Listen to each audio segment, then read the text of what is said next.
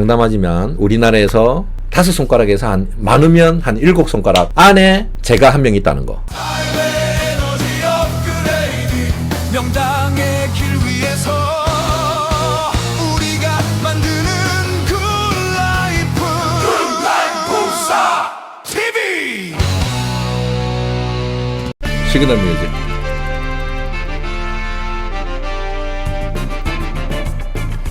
네, 안녕하십니까. 풍수에 살고 풍수에 죽는 풍생풍사입니다. 반갑습니다.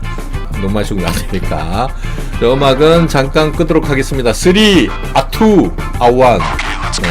4월달 단체 개운여행 마감을 했습니다. 여러와 같은 성원에 힘입어 조기 마감을 했는데 그 뒤에도 계속 입금을 하셔가지고 부득이 차량 담당하고 얘기를 한번 더 해봤거든요. 혹시 차량이 한 대 더 정차가 가능하냐? 알짜로 없더라고요. 회사니까. 정차는 할 수는 있는데 그 차에 몇 명이 타든지 간에 무조건 40명분으로 계산을 해야 된다. 그렇게 얘기를 해가지고 협상 결렬이 됐습니다. 그래서 40명이 안 되기 때문에 끝나고 입금하신 분들은 부득이 다시 제가 환불을 해드렸습니다. 그 외에도 많이 대기 신청을 하셨는데 이게 취소건이 나와야 이제 그분들이 올라갈 수 있기 때문에 어떤지는 저도 잘 모르겠습니다. 일단 서울 출발, 시청 출발이 57명 확정, 잠실이 25명, 부산 출발 21명, 대구 합류 17명 해서 총 38명.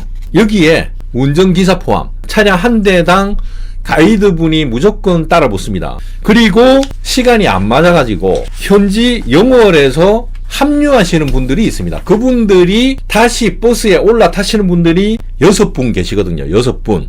이거를 자리가 없다 보니까 분산시키면 총 126명. 우리 식구는 126명에 버스 기사 3분에 가이드 3분에 6명이죠. 그러면 132명이 되어버린답니까? 그러니까 꽉 차는 거라. 그리고 현지에서 합류하시는 분들 중에 또 한 8분 정도는 좌석이 여유가 없어가지고 자차로 버스를 따라다니겠다. 그분까지 포함하면 총 우리 식구가 134명입니다. 한 20명 정도 이렇게 추가가 되면 제가 자비를 부담하고 한 대 그냥 내려라 이렇게 할 건데 그 차에 10명이 탔든 5명이 탔든 40명이 탔든 무조건 40명분으로 계산을 해야 된다 하길래 그냥 니 혼자 타고 다니라고 그렇게 제가 얘기를 해서 정차가 좀 힘들지 않겠나. 추가 안 뽑는 게 아니고 못 뽑습니다. 단체 개운여행은 자리 금방 찹니다. 오래 생각하지 마시고 빨리빨리 결정을 다음에도 하셔야 됩니다. 정차를 할 수는 있습니다. 할 수는 있는데 최소한 추가가 예를 들어 한 20명 이상은 돼야죠. 20명 이상. 좋다. 그러면 커뮤니티 있죠. 멤버십 커뮤니티. 거기에 단체 개운여행 신청 커뮤니티. 일단은 제가 환불해드린 분부터 시작해가지고 일단은 추가로 요청드립니다 라고 해가지고 댓글 한번 달아주십시오. 멤버십의 커뮤니티에 추가 신청합니다 라고 시청역 몇 명, 잠실 몇 명, 서울 출발만 댓글을 올려주십시오. 댓글. 부산은 더 이상 안 됩니다. 부산은 풀입니다. 풀. 서울에 계신 분이 20명 정도가 되면은 정차를 해서 한 대 더 하도록 하겠습니다. 지금 신청 달고 오셔도 됩니다. 가게 매매도 개운여행이 최고죠. 최고죠, 최고. 그러니까 매매는 다 들어간다니까, 매매. 제가 생각할 때는 제가 유튜브에서 개운여행을 처음 제가 공개를 했다 아닙니까? 근데 학문 자체는 수천 년 지난 거예요, 수천 년. 그러니까 이게 이미 검증이 됐다 아닙니까? 개운여행은 제가 유튜브 얘기한 지가 한 4년 됐다 아닙니까? 4년. 4년 동안 검증이 되었을 뿐이지 4년 된 비법이 아니거든요. 이거는 수천 년 된 비법입니다. 비법. 근데 아직까지도 왜 이렇게 이게 안 알려졌냐? 제가 언뜻 얘기한 것 같은데 모든 고급 학문은 중국 왕실에서부터 시작을 했거든요. 풍수도 중국 왕실에서부터 시작을 했다 아닙니까? 왜 시작이 됐냐? 하여튼 왕실에만 좋은 기운을 받아가지고 계속해서 우리 집안으로만 왕이 나야 된다. 그래서 그런 비법이 밖으로 알려지면 안 되는 거죠. 우리들 가문에서만 왕이 계속 계승이 돼야 된다 라는 출발로 풍수가 시작된 거죠. 근데 이제 내려오고 하다 보니까 이게 통제가 안 된다 아닙니까? 통제가 안 되다가 민간으로 또 퍼지고 그러다가 또 주변에서 유학을 많이 왔다 아닙니까? 각 나라에서 유학을 많이 왔는데 자기들 나라에 가서 막 중국에 이런 거 있더라. 공부해보자. 막 이렇게 퍼뜨렸다. 이거.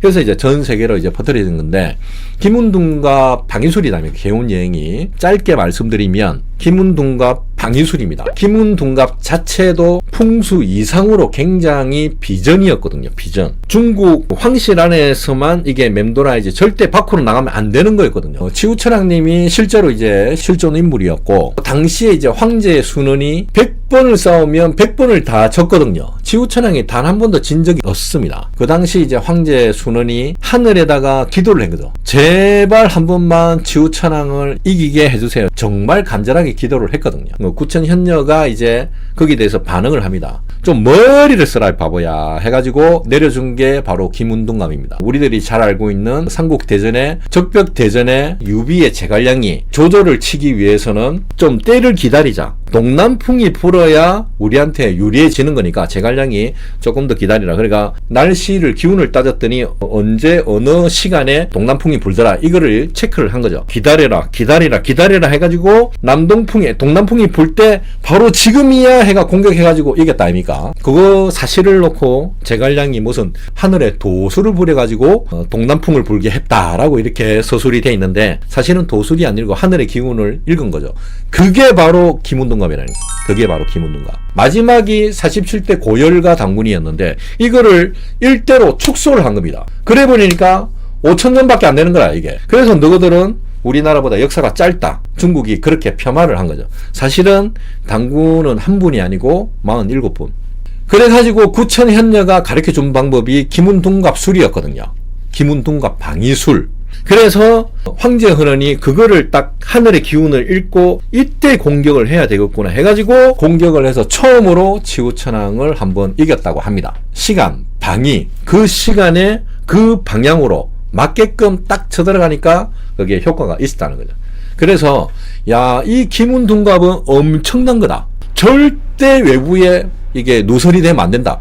진짜 문단속을 잘했는데 그 중에 또 이렇게 퍼져나가는 때가 또 있을 거 아닙니까? 사실은 우리가 어떻게 이겼냐면 이래가지고 얘기를 해줬는데, 그 당시 기록을 보면은 김운동갑이라는 말을 한 사람이나 김운동갑 비슷한 책이라도 갖고 있는 사람들은 무조건 처형을 했답니다. 그만큼 굉장히 비법 중에 비법이었죠. 이 방법은 빠져나가는데 잡지를 못하겠다. 그러면 아예 안 맞게, 이미 나간 방법이 안 맞게 달력을 바꿔버리자. 지금 쓰는 달력이 황제 헌원 때 바뀐 달력을 아직까지도 우리는 쓰고 있다. 바뀌기 전에 달력을 알아야 이 김운동갑이 매치가 되는데 그걸 어떻게 하냐? 장담하지만 우리나라에서 5손가락에서 많으면 한 7손가락 안에 제가 한 명 있다는 거. 여러분들이 가는 단체 개운여행 그 달력이 그 전에 달력으로 환산을 해서 만든 달력이 바로 지금의 개운 달력입니다. 굉장히 복잡하지만 이거를 지금 수준에 맞게끔 치환을 한 게 바로 이 달력이라는 거죠. 그래서 지금 달력으로 계산하면은 하나도 안 맞습니다. 이거는 황제 순원이 바꾸기 전에 그 달력으로 계산한 거라고. 어쨌든 여러분들은 편하게 비방 중에 비방으로 운을 바꾸고 있다라고 생각하시면 됩니다. 고대 달력 전부. 그래서 편하게 이렇게 바꾸시는 걸 활용을 하시면 될 것 같습니다. 기한 달력입니다. 기한 달력. 그래서 개운 달력이 사실은 굉장히 특별한 개운 달력이다. 개운여행 주의사항, 그 다음에 4월 3일부터 4월 5일까지 21일 처음 가족여행으로 오키나와를 김해에서 8시 5분 출발 비행기인데 남쪽 방향이 대길에 7시 9시 출발이라 좋은 여행이 될 것 같습니다. 그냥 딸이 작년에 기획한 건데 대길이 되네요. 이제 기운을 이제 받으려니까 작년에 그냥 생각 안 하고 이렇게 예약을 했는데 알고 보니까 남쪽이더라. 대길 방향. 그러니까 1박 이상이니까 얼마나 좋겠습니까? 좋은 마음으로 좋은 기운 많이 받고 오시기 바랍니다. 명리와 자미두세에서 나온 결과와 쌤 유튜브 이사 방향이 차이가 날 때 조금은 고민이 되는데 어떡할까요? 명리는 오행입니다. 오행. 시간적인 개념. 자미두수도 시간적인 개념이죠. 그런데 명리하고 자미두수는 중요한 거는 큰 전제가 뭐냐면은 시간적인 개념이라는 거. 시간적인 개념. 근데 이사 방향이 시간적인 개념입니까? 이사 방향은 공간적인 개념이잖아요. 이 방향으로 갈까요? 저 방향으로 갈까요? 이게 공간 방향이지 이게 시간 방향은 아니잖아요. 그렇기 때문에 안 맞는 겁니다. 역학이라고 아무 때나 이렇게 끼워 넣는다 해가지고 맞는 게 아니거든요. 시간적인 개념을 논할 때는 시간적인 개념에 학문을 맞춰야 이게 풀이가 되는 거고, 공간적인 개념을 논할 때는 공간적인 학문하고 매치가 됐을 때 이게 풀리는 겁니다. 이사 방향을 갖고 사주로 푸는 거는 말이 안 되는 거죠. 방향을 따질 때는 방위수를 적용을 해야 되는 거고, 구성학이 바로 이사 방위술이다 아닙니까? 그래서 제가 이것만 따시면 된다. 생년에 따라서 본명성 있죠. 생년에 따라서 본명성이 어떻게 될 때는 올해 어느 방향이 좋고 어느 방향이 안 좋고, 그래서 제가 뽑아드린 거 아닙니까? 그러니까 이사 방향이 그 사람들이 얘기하는 것보다는 훨씬 더 정확할 수밖에 없다는 거죠. 방위술로 이거는 풀어야 된다. 유퀴즈에 출연한 사주 전문가분이 관악산 얘기하던데 기운이 있는 거 맞는지 쌤 확인을 받고 싶더라고요. 어저께 우리 서울에 강의가 있었거든요. 그 부동산 협회 쪽에 이제 강의가 있었는데 그분이 계속해서 이제 말씀을 하시더라고. 요즘 MZ들이 관악산에 되게 많이 간다. 거기 어떤 풍수 전문가가 관악산에 기운이 좋다고 해가지고 되게 많이 간다 이렇게 얘기를 했다 하더라고. 그래서 그게 누가 그랬지, 누가 그렇게 얘기를 했지, 이렇게 저도 이제 검색을 오늘 한번 해봤는데 박모 분이 그렇게 얘기를 했다 하더라고요. 박모 성준님이 그렇게 얘기를 했다. 제가 볼 때는 그분은 풍수 전문가가 아니거든요. 제가 이거 뭐 까는 건 아닙니다. 어떤 때 보면은 사주 전문가로 나오고, 어떤 때 놓으면은 관상 전문가로 나오고, 어떤 때 보면은 풍수 전문가로 나오는데 그분의 풍수 이론을 제가 한번 본 적이 있는데 이론이 없습니다. 어떤 거를 공부를 했는지를 모릅니다.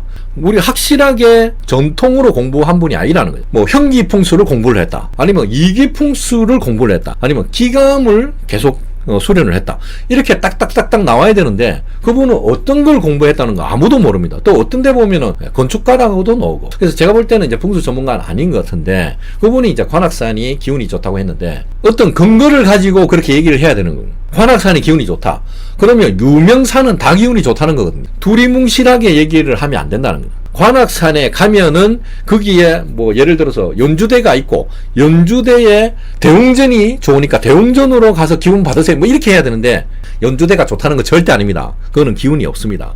그리고 응진전 절벽의 꼭대기에 이렇게 정각이 하나 있던데 응진전 좀 보기는 정말 좋은데 그 기운이 없습니다. 제가 볼 때는 기운이 없거든요. 그래서 두리뭉실하게 그런 식으로 얘기하면 안 된다는 거죠. 주로 MZ들이 많이 가던데 그 MZ들은 그냥 그쪽으로 가라고 하세요.